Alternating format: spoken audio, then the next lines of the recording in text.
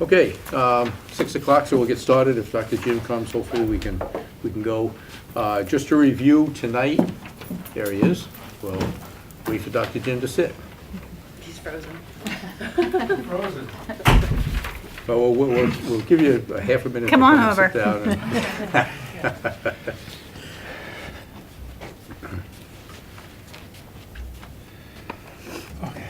All right, just to review what we're going to do tonight. Last night, we had the elementary school teachers, principals rather, and the 6 presented their schools and their budget requests. Tonight, we have the high school, the Lakes Region Technology Center, and the middle school presenting as well. And at the end, if there's any questions, we'll try to address those for you. So, first up, Guy. This is me. All right. I'd just like to start, before I get into talking directly about our budget, I just want to talk a little bit about what the culture and what we've been working on at the high school as far as, which will lend itself to why we're asking for some of the things we're asking for. Our school learning objective, our SLO, as you probably have heard that lingo, has been to increase our attendance rate. Kingswood being the largest geographic school district in New Hampshire, and you missed a bus in Effingham, the chances of getting to school that day is tough. So our focus has been to improve attendance. Over the last 5 years, we went from 88%, which was below the state average, to above 93%, which the state average is 92 in the last 5 years. And that's more than just calling people when they don't come to school. And it's creating a culture where they want to be there. Some of our programs that we've worked on over the years, I know we've presented to you our task program, and that's continued to develop. And as our students come in, I think you heard last night some of the demographic changes in our district over the last several years. We've tried to address internally, dealing with a different type of student that comes through our door. We've transitioned our freshmen this year with a new freshman transition program to help them understand what's expected in our high school, how to do high school in essence.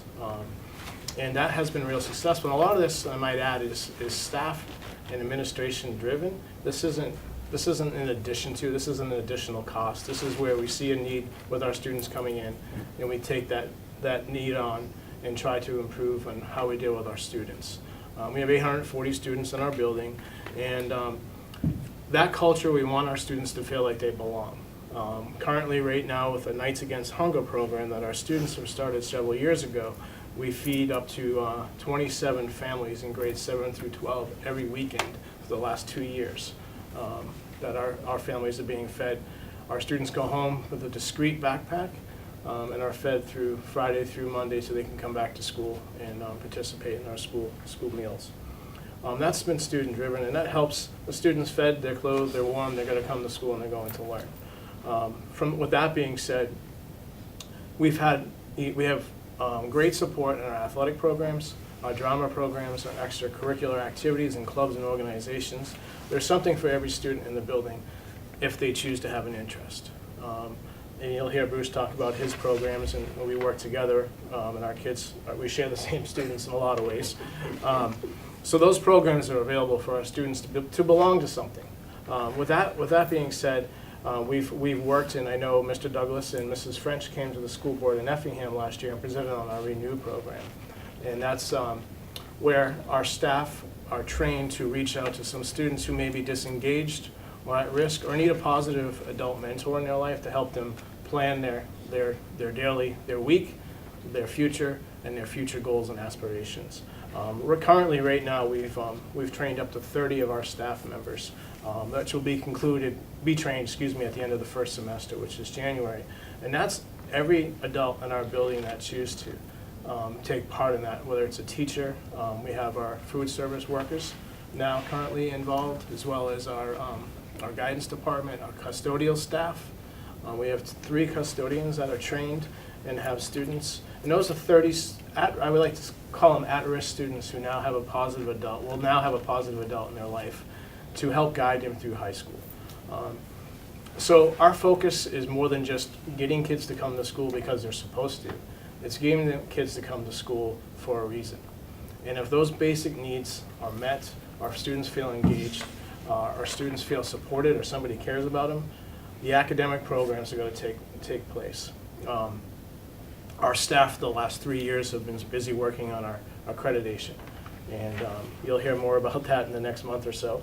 And we'll be having our 10th decennial visit in March for our accreditation. And I'm confident that our accreditation will be retained.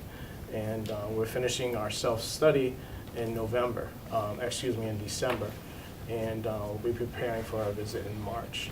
And through that time, we've had an opportunity as a staff to reflect on what we do well in some areas and where we need to improve.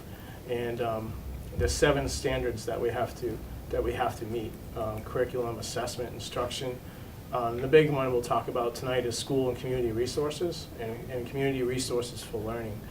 And through that self-study, with the different resources in our surrounding communities, we're supported. We always have been supported, and our kids' programs are in place. They're funded, and our kids succeed because of that. And that's been evident in our self-study, and it will also help in our accreditation when it comes to our visitation in March. Obviously, we want our kids graduating from an accredited institution, which I'm confident that will be the case. And with those programs, those academic programs that our budget supports, our students continue to be accepted to some of the top universities and colleges in our country. The last 4 years, we've had a student accepted into every Ivy League school in our nation. I'm not saying they enrolled there, but they've been accepted there. So that shows that our academic programs, which our budget supports, are in place and are strong, and give our kids an opportunity to be successful when they leave Kingswood. Not every student will go off to college, but we're training them for the workforce as well as the military. And we have a significant amount of students who join the military, which is a great option for students in Carroll County, rural Carroll County. So that being said, that's my pitch on why I'm asking for some of the things I'm asking for. I'd like to say that I'm coming in with a 2% increase in my overall budget, which is below the national inflation rate of 2.6%. Mainly, if you go through the budget request that Kathy so nicely put together for us, you'll see an increase in new equipment, new furniture, mainly in replacement equipment. And I think the common theme you heard last night was technology. And that's, with exception of athletics, that is the main area again at Kingswood. Mainly the replacement equipment goes to desktops replacement in our library. And they're significantly more expensive and have a longer shelf life than Chromebooks. So we're looking at 11 replacements in our library, which over $1,000 a piece. Our business department is looking at 16 desktops as well, because a lot of the computers right now can't handle the software that we're trying to run in our business department. So we're looking at replacing computers in that area. Athletics, we're looking at replacing uniforms. We have a uniform replacement cycle, and 1 team per season will get a uniform replacement, and boys and girls cross country in the fall, girls basketball in the winter, and girls soccer is proposed to have their uniforms replaced for next calendar year. And that cycle continues to go through, and the uniforms will be passed down to the junior varsity or some into the middle school if that's the case. Replace soccer goals. Ours are getting to the point where they're old, not necessarily. They're in decent shape right now, but over time, need to be able to move them because we play on and off the grass and the turf. So that's one of the biggest expenses for replacement equipment. But overall, we're upgrading Chromebooks. A lot of our departments have Chromebooks in the classrooms, and they have Chromebook carts. I wouldn't say that we're a one-to-one school, because I don't think necessarily that we are, but every student has an opportunity to use a device to complete an assignment that they are required to use a device for in our building, whether that's in the library or in a classroom. So mainly that's where our replacement equipment is going, with the exception of athletics. As far as new equipment goes, again, we have departments who are striving to, each classroom would have a Chromebook cart, which is 25 Chromebooks per cart. I know science is looking at a new computer module for our robotics program. That's a significant expense. Our math department is looking at replacing some scientific calculators that they'll need, graphing calculators that aren't cheap, as we know, which we provide our students. So across the board, technology plays a big piece in what we're trying to do. I was looking at our books and other printed media, and it's up $687. I think if you looked over time, that it's up a little bit more this year than what it has in the past, and we are replacing some textbooks. I think you'll find over time that the traditional textbook is starting to go away, but we are looking right now to replace an algebra textbooks, as well as our astronomy program and our chemistry honors. And when you buy a class of textbooks, it's a significant expense. Other than that, general supplies is 2.7% right around inflation. We buy a lot of products, and inflation directly impacts that. You know, paper's a big expense in that. When you run a high school, 840 students and 120 staff members, you use some paper. But overall, I think we'll look, one expense I didn't didn't mention in new equipment, which was amazing to me. You're looking to replace a saxophone, a baritone saxophone. Those are expensive. And I looked at Jill, who's our department head, and I said, "That's for one?" And she says, "Yeah." So they haven't replaced it in about 20 years.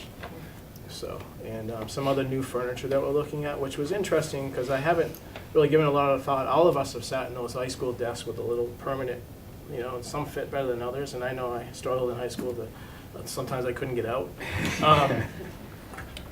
Our math department is looking at, and some of our other departments are looking at replacing, there's adjustable desks, so you can make it more comfortable for students. And it's discreet, kids can come in, click it over, and be more comfortable in their seats. So some of the new furniture there is to, you know, it doesn't have to be a big, you can be real tall and still have an issue. So they're looking at replacing some of those desks and giving kids a little more comfortable seating in class. So overall, that's where my requests are. Any staff requests? I do not. You do not, okay. I could come up with No, some no, no. Jack, if you'd like. But no, I can't justify I it with didn't the bring my numbers. red pen, but that's okay. Right. I mean, I have some, Kathy and I have discussed some things, but I'm not gonna bring it forward if I can't justify it with specific numbers. Yeah. There's a want to and there's a Sure. need to. Right. And I think right now we're on the borderline between want and need, Mhm.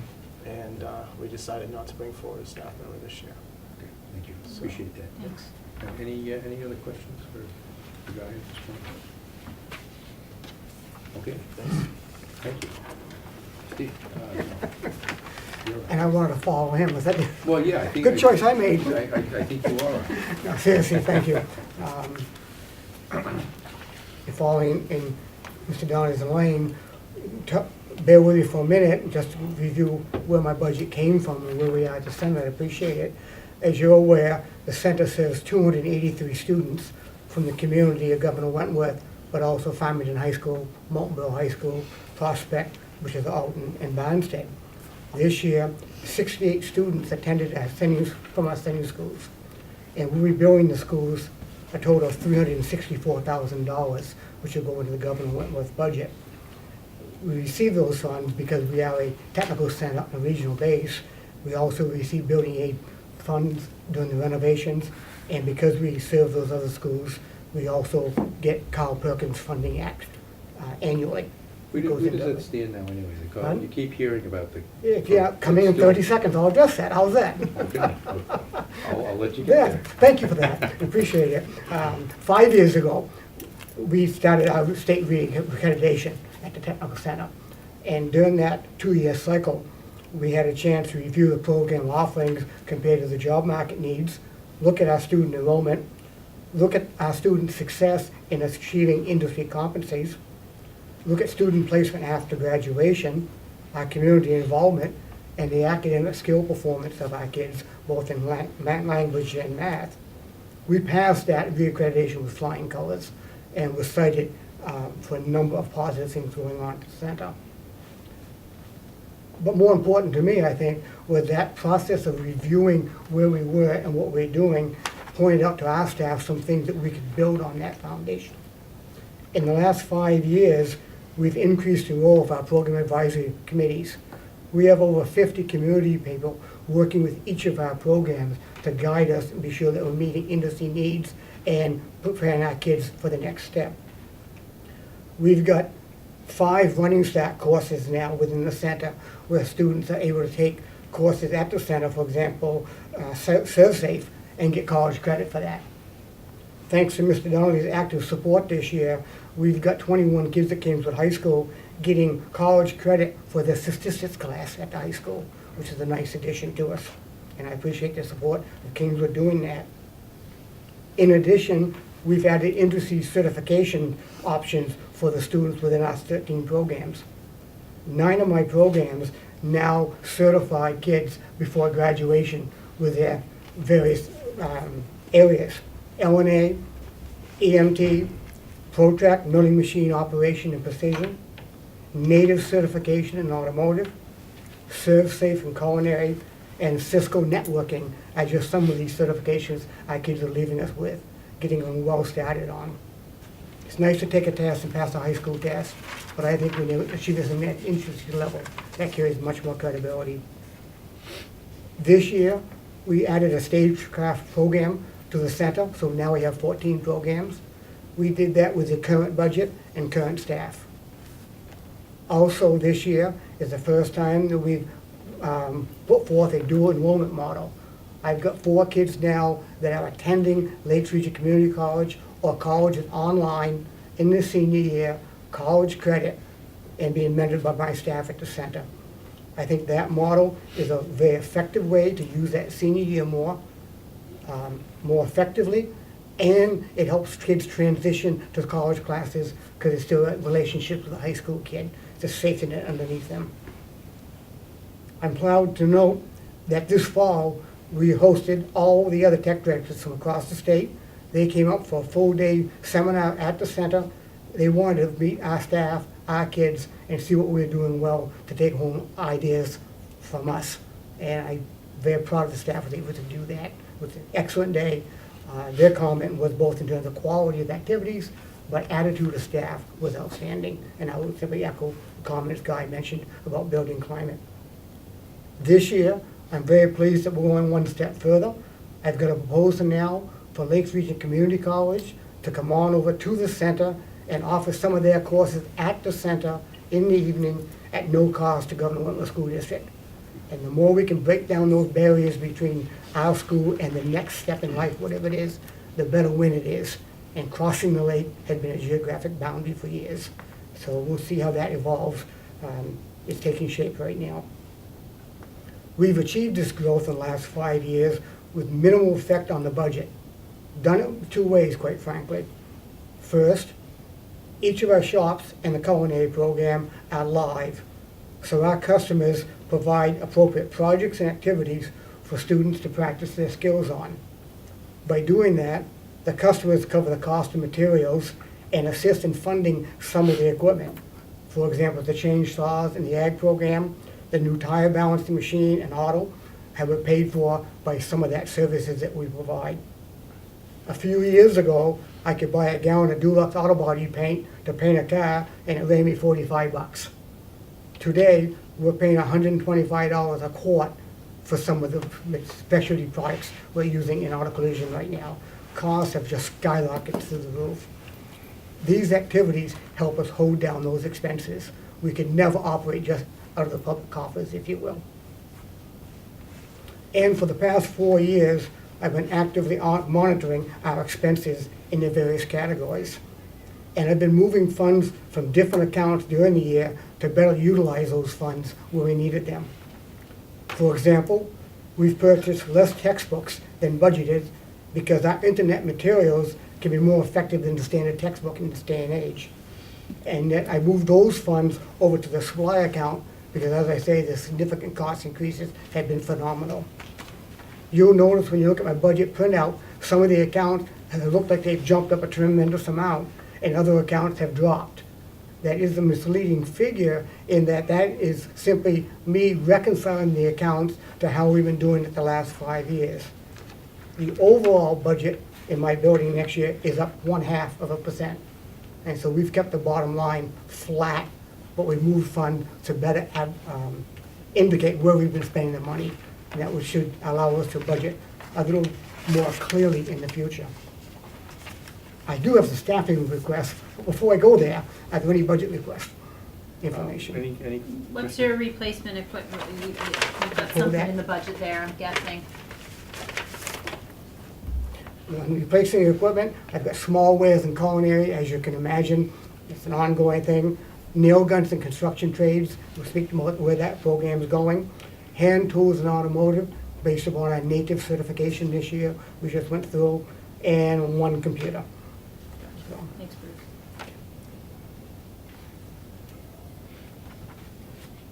Okay, okay? staffing requests. In the health occupation program, we have just recognized as a very high quality health occupation program, continuing nationally very successfully. Our health occupation program is different than some other centers, similar in some ways. Our program has a standard health occupation curriculum. We layer on top of that the L&A program, so students that are interested in a licensed nursing assistant can graduate certified. And we also layer on top of that curriculum the EMT program. So students that want to get the EMT license can be trained and be certified. So we are really doing 3 curriculums simultaneously. The Board of Nursing, specifically for the L&A program, is extremely rigorous on what they expect for accounting of paperwork, numbers of clinical hours, supervision, et cetera, et cetera, et cetera. They require that to be done by an RN. Our current health occupation instructor is an RN, and she added that responsibility onto her teaching job. For the last several years, we have funded a stipend to her for $9,000 to cover that additional responsibility. Jack, you mentioned Perkins 5. Yeah. Perkins 5, that's been funded through Perkins up until this year. Perkins 4 is now rolled out. Perkins 5 has now been reauthorized, which I'm glad it is. And it's at least a 5-year cycle, and we can count on those funds in the future. Unfortunately, we're not going to be allowed to fund that stipend in Perkins through Perkins 5. It's sunsetted out. So I have a staff Okay. request to put that in. If there's any good news to that, is that Perkins 5 will increase the amount of money we can put on equipment. So one reason our equipment cost at the center is very low, and actually went down in the budget next year, and I'm gonna be able to take more money out of Perkins. So the $9,000 we're spending out of Perkins for L&A coordinating Okay. is now gonna move towards equipment in Perkins. So we don't lose the funds, but it will require additional funding on the local taxpayer. I don't think I need to tell anybody the job market for L&As right now out there. It's hot. Anything in there. And it's just gonna get more, so I think it's a program that clearly is valuable to the, I hate to say kids, but the students, but also the community, but it has a cost factor to it. The Board of Nursing does not treat it like a high school. The quote I was given last week is, "Don't you understand this is a college course and college expectations?" Yeah. No? Yes, it is. So you would propose that would still be done by, Still be done by, but it's just allocating the The- funds, allocate the funds. but it's The not money adding. as opposed to yeah. just a stipend that's being funded one way, Through the it has to be Perkins, yeah. funded somewhere else. Okay. And the expectation stays the same. We Good. still want an outstanding program to provide both L&A and EMT as students are able to handle that. Sure. And I will say that EMT has run a couple of years to stop the year, just based upon, again, rigorous program. We need to have the students to make the commitment. Sure. We're not gonna operate a program and not maintain that rigor. I don't want one to be cared for by someone who doesn't know the situation. Really? I'm selfish. Construction trades is the next aspect for Yeah. it, to it. In the construction trades program, we closed that program during the Great Recession. Our student numbers were down, and we just could not justify it. The jobs were not out there. However, 4 years ago, thanks to Mr. Donnelly, I borrowed a staff member from the high school to offer construction trades as a 1 block to see if we could bring it back again. The housing market was coming back a little bit, you recall, 4 years ago. We had some conversations that there were some interested kids doing it, and let's try it. Dave Senecal, some of you know these names, Brad Harriman here in town, Felton Varney, construction of Tuftonville. Mike Plakowski out of Effingham served on our craft committee and guided us to redesign the program to broaden it a bit. The emphasis was on quality, workmanship, and work ethic. And we started back up with that 1 block a day. That model of a broader program, emphasizing on quality, work ethic, and local jobs in the construction field, more than just framing, if you will, has now become a model for Concord High School and Middleton Center. They've looked at that model and say that's making sense, what we're doing, and they're going with it full-time. We're not able, at the moment, to do it full-time, we're 1 block a day. But I think it's an indicator that we have a good handle on where the trade is going and what the job market is going to be. We have 12 students now in Section 1 and 5 students in Section 2, Level 1, Level 2. Those 17 students are in 1 block as I sit here today. That's impeding us from fully developing that program, both in terms of time. If you're going to build a major project, you can't do it in a 90-minute block.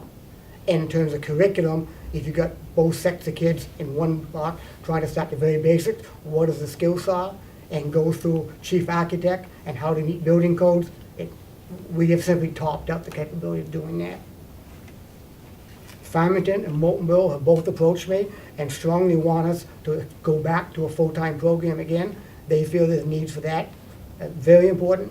Wolfeboro School Board, in fact, is just championing at the bit to re-enlist that program with us. I fully agree with them. We are now ready to go back full-time. I'm proposing an additional half-time instructor.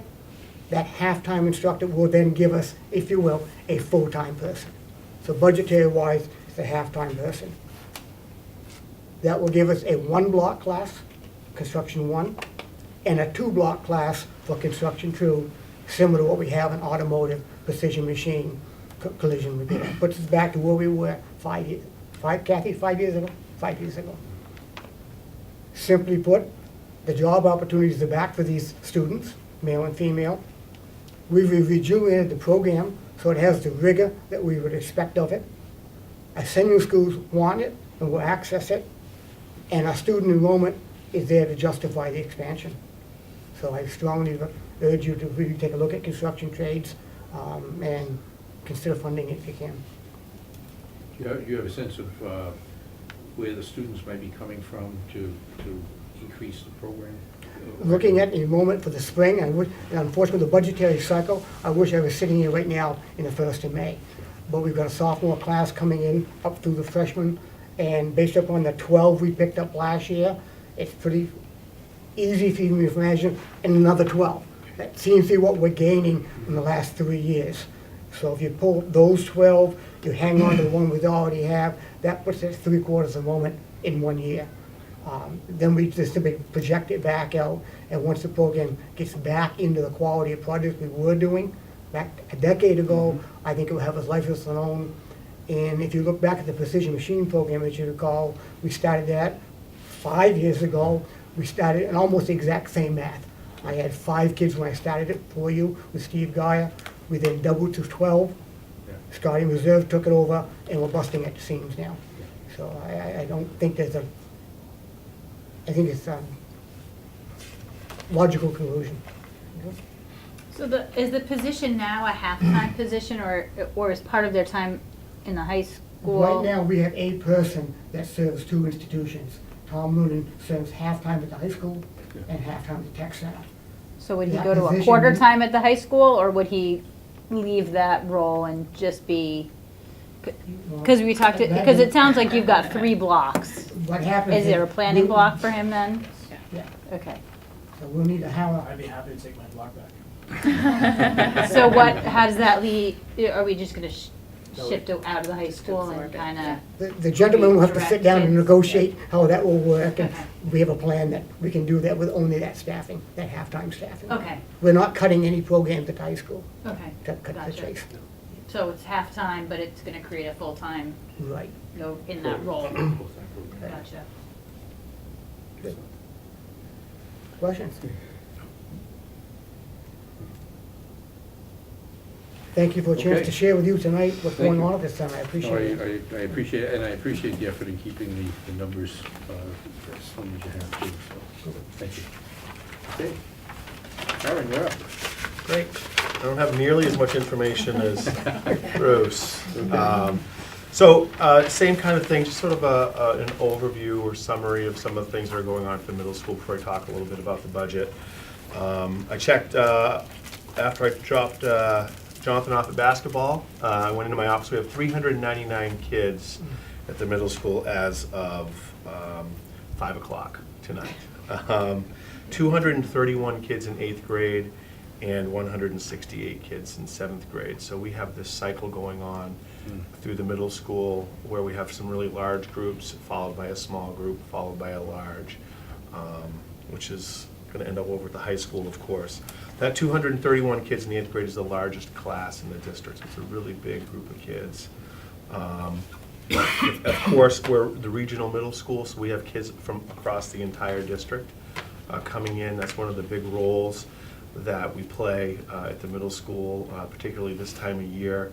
We have kids coming in from all of our different schools, and so bringing them in, welcoming the kids to the middle school, getting them comfortable and confident in what's going on in their classrooms and in the hallways is a big part of what happens at the beginning of the year at the middle school. We have them, it's a quick turnaround for us. We have the kids for just the 2 years at the middle school, so we bring them in, we settle them down, we get to know them, and we start talking to them and preparing them, about halfway or 2/3 of the way through 8th grade, we start transitioning to the high school. So there's a lot of transitions for us at the middle school. It's been going on for a while, and I think the middle school does a nice job with it. We're really fortunate, of course, to have so many good students and good families at the middle school and across the district. We're also fortunate to have such quality facilities that, of course, we want to maintain and take care of. I said earlier that I was mentioning to Mrs. Hunt this morning that it was nice to be here last night and get a chance to listen to the elementary school principals talk about their budgets, some of the things that are going on in their buildings, a lot of similar themes, as Mr. Donnelly touched on. We've already heard tonight, technology is something that is important in education, of course, as we know, and it's a key part of what our kids are doing on a daily basis at the middle school. When I walk through classrooms, I see kids using their Chromebooks, they're on the computers, they're using them to solve problems, to create things. I was in a classroom today, in a math classroom, and their math problem was in Google Classroom, and they were doing their work in their math notebook. So the kids are using their computers a lot in their class, so that's something that we're working to maintain. Another piece that kind of pops off from that is the robotics team. Mr. Donnelly mentioned the robotics team at the high school. We have robotics teams through the district. This past weekend, I was down at UNH. My oldest son, Thomas, was on the robotics team for Crescent Lake, so we were down at UNH all day. There were 3 different schools from the district with robotics teams down there. I think Tuftonboro made it through to the state finals, which is exciting. So there were 3 teams down there, and of course, in a couple of years, those kids are all going to be at the middle school, so our robotics team is growing. And so we're trying to expand that robotics team so we make sure we're ready for the kids. That's really great activity. It's hands-on, it's problem-solving. It really lends itself to transition to the high school, into the tech center for the activities that the kids will be doing over there. We also, Mr. Donnelly reminded me, of course, I know we have, but he reminded me about the Renew program. That's something that we've brought into the middle school over the last couple of years.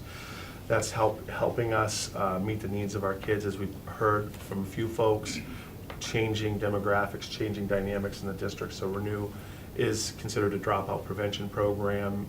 We're doing it with a middle school focus. So our focus at the middle school is successful completion of middle school, and that's going to look different for different kids, and transition to the high school.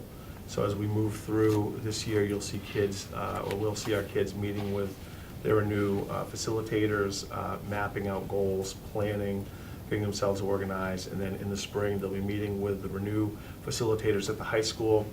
So they're handed off to a person at the high school who takes, starts right up with them and gets that transition to high school happening in a positive way. Another piece that you've heard about before, I'm going to be back at a board meeting, I think, in maybe a few weeks or in a couple of months. I'm going to talk a little bit more about our NELMS assessment, the New England League of Middle Schools assessment that we completed last year at the middle school. We got the report late in the school year, did some work actually June 22nd as a staff with that report. We just did some more work November 6th. So we have our action plan to get started on the work, and we're going to come back to a meeting soon and talk a bit more about that, I believe. And an offshoot from that, NELM's assessment is our student learning objective. So one of the things that came from the assessment was talk about wanting to do more interdisciplinary instruction. So our school-wide SLO this year is focused on interdisciplinary assessments, which means it's not a 2 or 3 week project. It's maybe a day or 2 or 3 days, and it might look something as simple as, I'll way oversimplify it, maybe the math teacher and the science teacher are working on something. There's a lab activity that happens in science, and they're doing the math and the graphing over in the math classroom.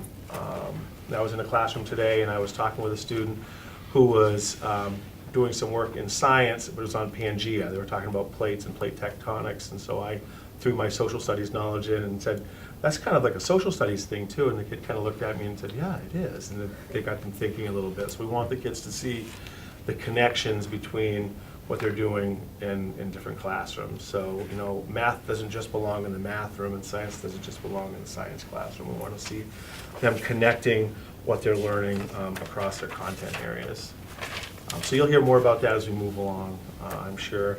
In regards to the budget, we are requesting from the middle school an increase under 1.5%. And we have a few, our biggest increases are snow removal.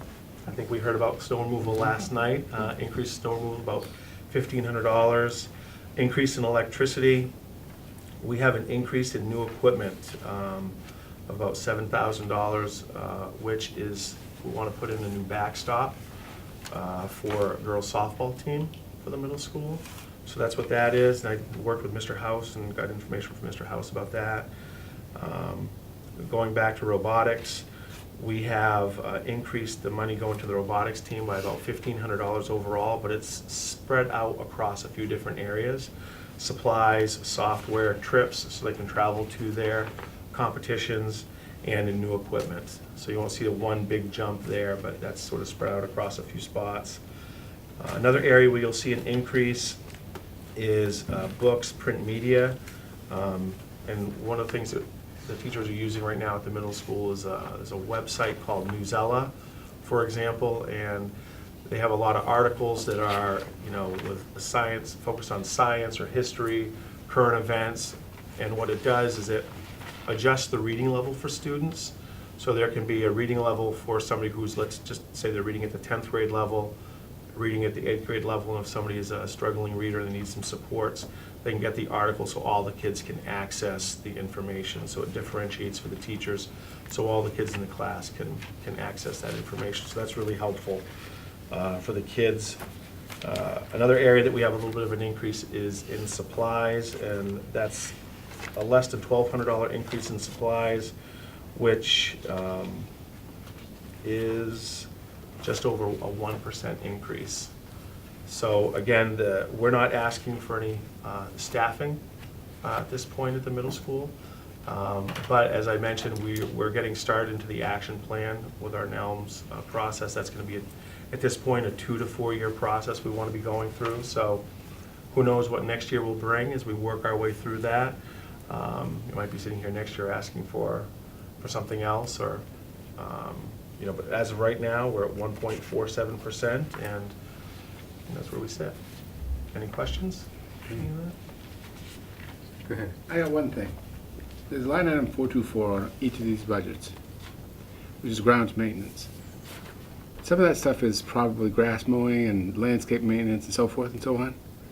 My question is, Bruce, why don't we have that inside the tech? Short answer, much like any of the projects do, it's incredibly important that we're teaching, not just doing labor. No, And if you but I take meant- over the actual labor, then that's not the function, primary function. Right. I will say, however, for example, snow removal, we do a fair amount of snow removal at no billing to the district, when it's important to teach the kids front loader operation and snow removal. Yeah. As long as we're teaching it, we go ahead and jump in. But when it turns into just plain labor, not instruction, they've already mastered the skills, then we back out again. All right. As long as we don't cut the grass, if you will, but we do the flower gardens. No, that's what I was thinking of, is I've been watching some of the maintenance around some of the buildings has been a little bit, it's starting to look worn. Yes, And, the kids would be the real good source for, say, how would you fix that?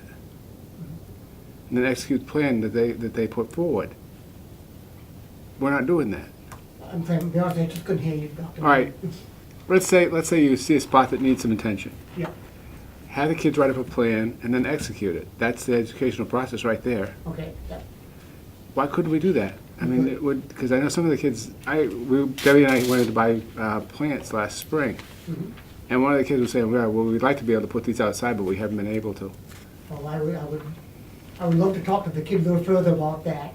For example, I was just talking with James last night about the front gardens at Crescent Lake, and to see if we can help redesign them and do the front plantings out there, because they are looking a bit shop worn. Well, that's what And I'm he saying. wants to help with the ag program. The kids could benefit by the fact that they get to use the same money we're spending on other people to do it for them.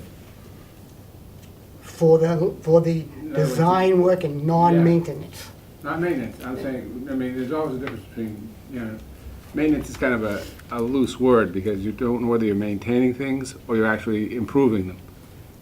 You know what I mean? That was a sensitive subject for me, because every now and then it comes up traditional, why are the ag kids mowing the lawns, if you will? No, I And that's why understand that one. I'm a little sensitive towards where that balance. No, I I understand think that. you're more talking about like if the garden in front of New Durham School needed a redesign, then could the kids Yeah. design the landscaping Absolutely. And and, that's included. kind of from beginning to end, that kind of project And we would would. be interested in those types of Right. things, and much like we've done with the Wolfeboro Garden Club. Right. There's places at the rest homes in town, Yeah. we've Right. done design work and so forth. And in fact, the garden in front of Crescent Lake was originally done by ag students, the original design and installation, and then time moved on since then. So in that sense, very much we'd be interested in that Yeah. balance point. I've now forgotten how many years ago with Jan Brooks down in front of Carpenter. If you recall, they were marigolds for years. Right. And one year they were shifted out to much more ornamentals. Yeah. And the lilacs were all taken down and reinstalled around the monument up front. That was all done by the ag students at that point in time. And we're still receptive to that type of thing. Okay, it just seems like we're sometimes paying other people to do things for us that we can design and do ourselves. Well, I want for a shot at that. Yeah. But it's interesting too, because all the budgets last night and tonight, a lot of them had grounds increases on them. So I'm not sure exactly why, each one of them were a little short on, but we budgeted, but we haven't spent all the money. So I think that might be an issue as well, where we're looking to increase or maintain a budget that we never quite hit. So what are we missing there in what was budgeted and what actually got accomplished? Yeah, But we'll- gonna defer it elsewhere on Yeah, that one, but. yeah, so, but we can certainly look at that. Yeah. Just a quick question, actually for all three of you. Tell me a little bit about the Middleton students, just because I'm so glad they're here, so. I always remember a funny story when they came in and did a tour. And the first time they walked in the Arts Center, they're in the lobby. I think I might even, when we did the opening, we talked about. And one kid's looking around and he goes, "Oh my God, my parents are going to send me to private school, but not anymore. Look at this place." It's amazing." And it's been seamless, the transition. I mean, we couldn't tell if they're from Middleton, they're from Wolfeboro, they're from Ossipee. It's been seamless. Yeah. Expectations, when you go to one school and you come to another school, those transitions, there's been a learning curve. But I think at this point, they're ours. We don't look at them as any, wouldn't know the difference. I looked so shocked when you asked the question, because I hadn't thought of them as Middleton students. Well, and I really, and I only asked the question because I've heard nothing but positive about the transition, and I think now that they have their elementary school in place and they're basically, yes, it's a separate elementary school, but really part of our elementary process. When those students move up to the middle school, they'll be just part of our process. They're not coming from some other educational situation, so. It's just all one big group of students, Yeah. there's no Yeah. We don't see any Yeah, differences. that's great to hear. Bruce, I noticed when you listed your students that you didn't list Middleton separately, which was a key to me. Absolutely. As far as how well integrated the Middleton students are. Yeah, they are our students, and I think that that's. All of it, and now I understand the question, but the question caught me off guard Yep. because it's just not considered Yeah. other kids. Yeah, and we certainly don't feel that they're not part of our family now. I think one of the transitions we worked on was, the credits when you come in from a different system. And Yeah. now it's not an issue at all. It's just working that original transfer in.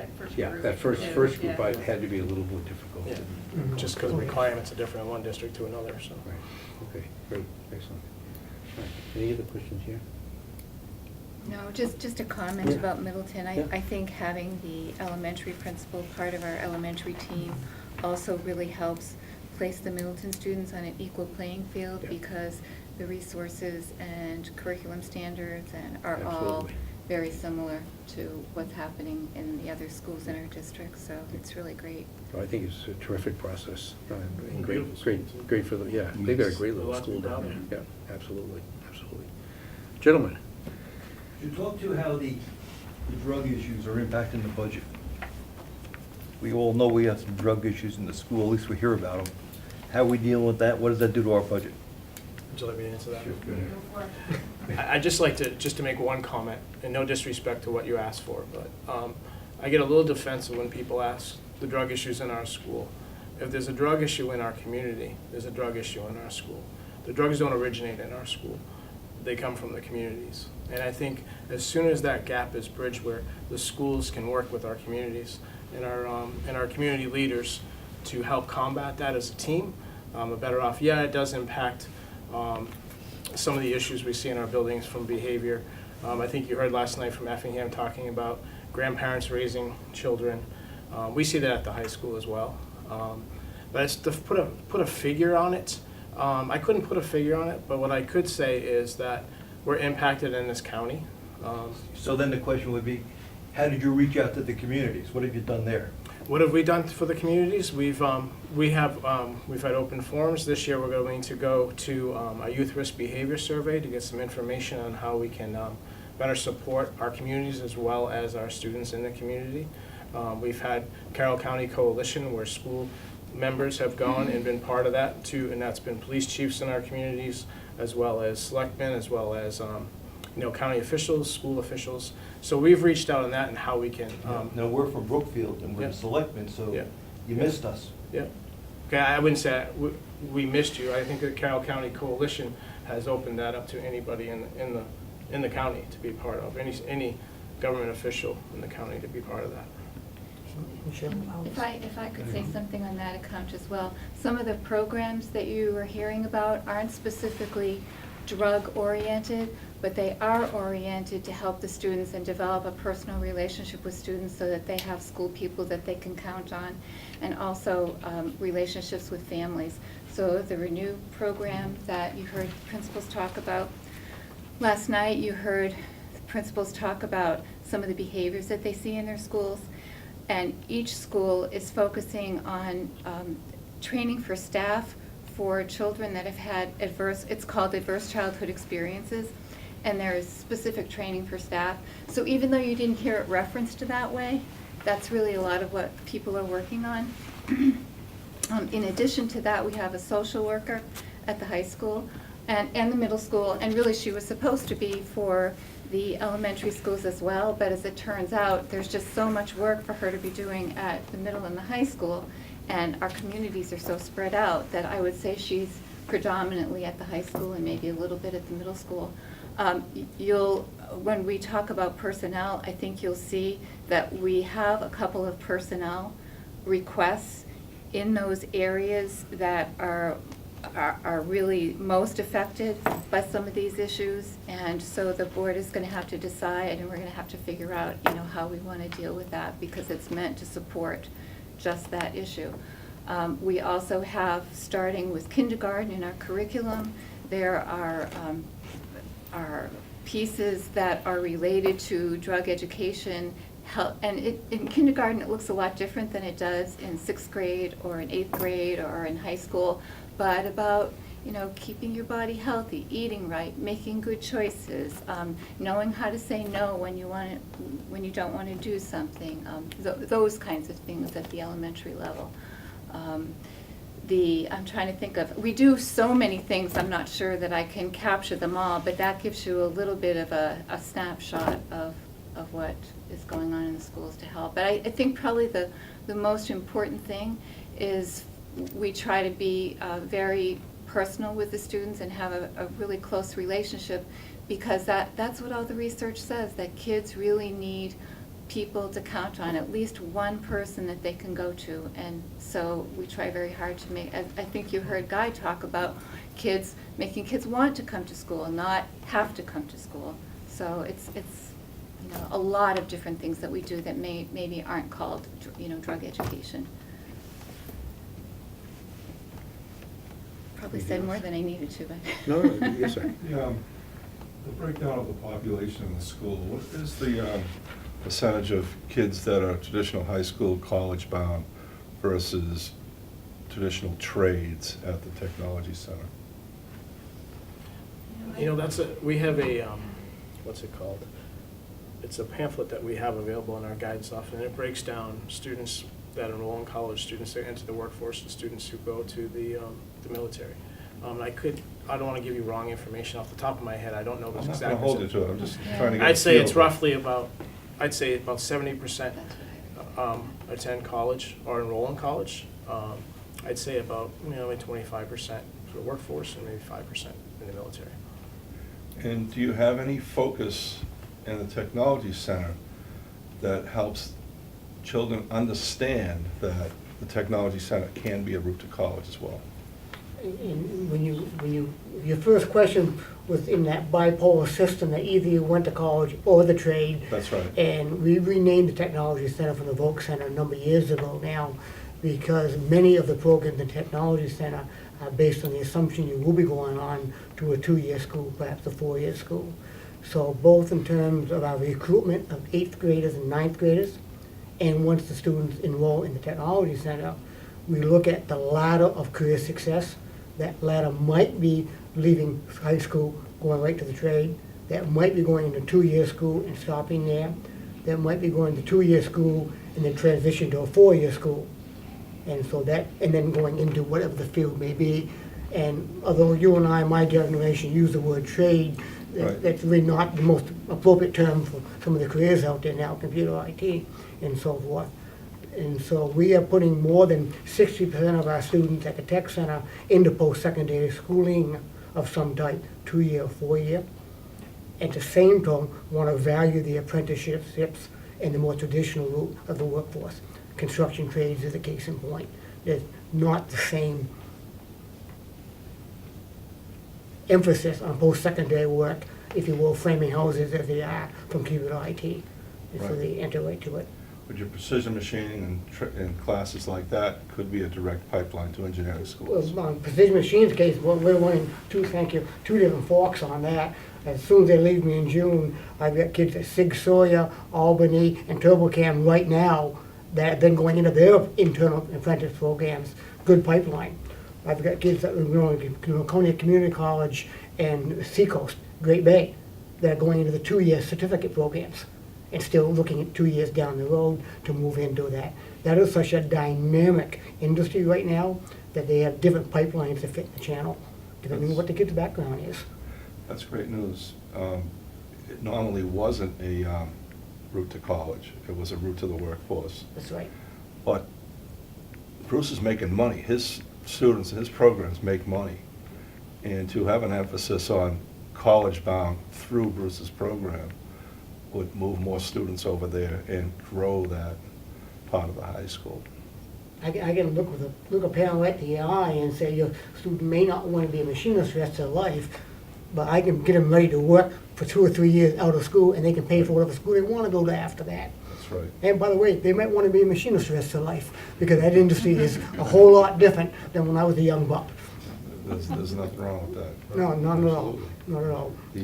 The Minuteman Technology Center in Concord, Massachusetts Yes. right now is on fire. On fire. And this is the tack they're taking. Good work. Bruce, our health occupation students generally go on to Health occupations, the vast majority go on to the nursing or medical field, I should say, period. I would say maybe a quarter go straight L&A full-time.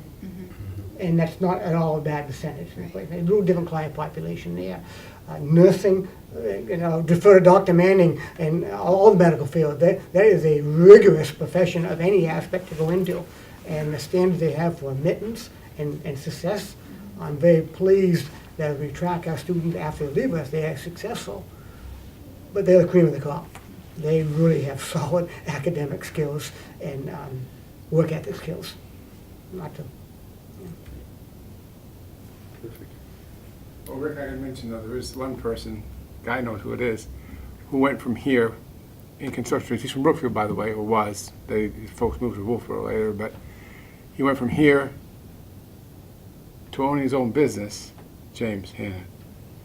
Owned his own business, went from that to a 2-year program at Lakes Region, I believe.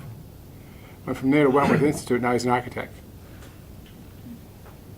So that you can even make it out of construction trades if you really want to do it. That's right. Okay, any other questions for tonight? Okay, tomorrow night, just so you know what we're going to do tomorrow night. Tomorrow night, we're going to have a presentation from the special education director on the current situation in special education and projections for next year. As you know, with special education, 1 or 2 students move in or out of the district that can drastically affect what happens with the budget. So that's always a balancing act on what we need to do there.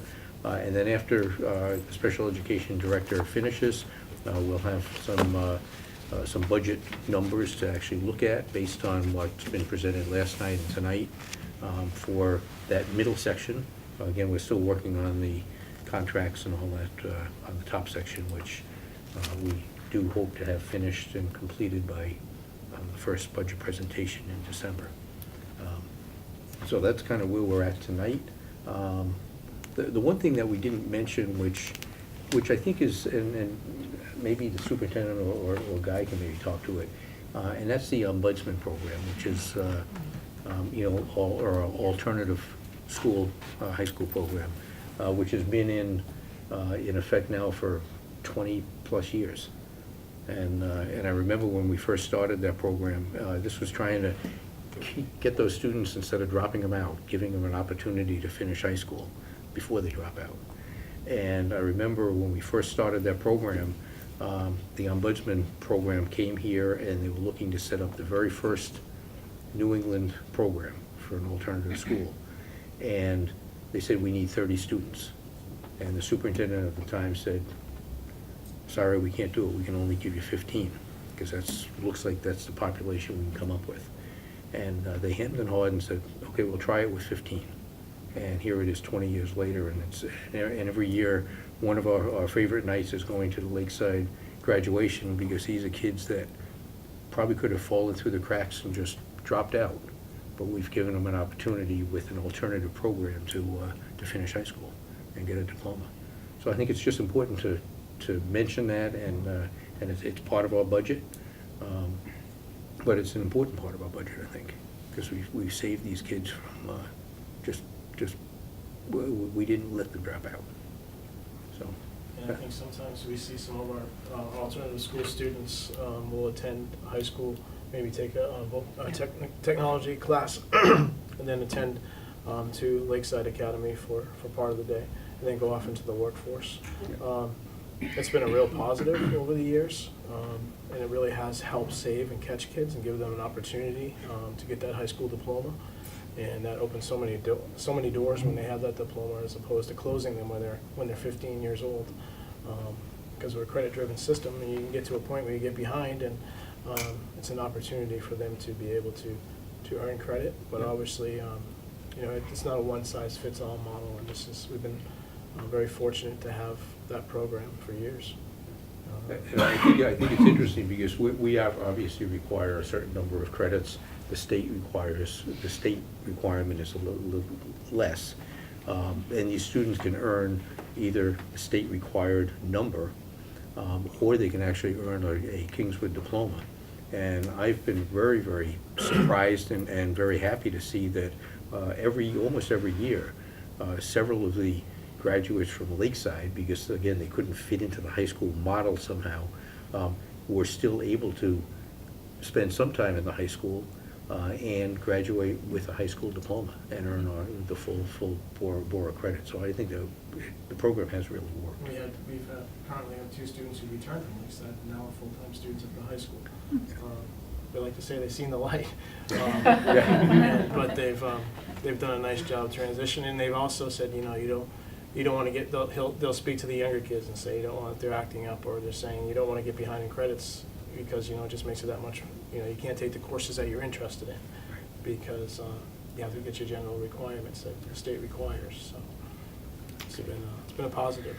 Thank you. Well, I think it has been, and I just wanted to put it out there that it is in our system, and it's part of our total program. So I think it's worked very, very well for us. Any other comments tonight? Okay. Thank you. Thank you all for coming, Yeah, thank and you. hopefully we'll see you back tomorrow night. All right. Yeah. We'll talk about some numbers tomorrow. Special Thank you. education's always Yeah, really special enlightening. education is Yeah, important. yeah. Thank you very much. You go, oops.